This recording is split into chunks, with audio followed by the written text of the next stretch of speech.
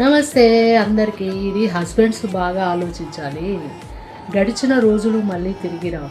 పోయిన యవ్వనము మళ్ళీ తిరిగి రాదు.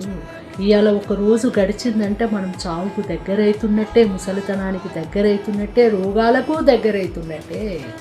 ఒక వీడియో చూశాను నేను ఈ సోషల్ మీడియాలో.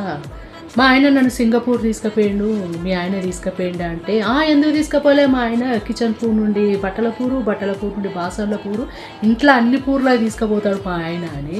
వాస్తవానికి 90% ఆడపిల్లలు ఇది ఫేస్ చేస్తూ ఉంటారు. హస్బెండ్ ఏమంటాడంటే, కొందరు మనం మంచిగా సంపాదించుకున్నాక ఇంకా మూటలు కట్టినాక అప్పుడు నేను తీసుకుపోతేనే మస్తు ఎంజాయ్ చేద్దామంటావు.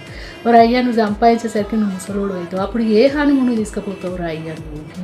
రోగాలన్నీ, బీపీలు, షుగర్లు అన్నీ పెట్టుకొని గుళ్ళు గోపురాలు దేవుడా అనుకుంటా మొక్కుకుంటా అవస్థ అనుకుంటా పోయి రావాలి. ఏ వయసులో చేసేది ఆ వయసులో ఎంజాయ్ చేయండి. ఓకే.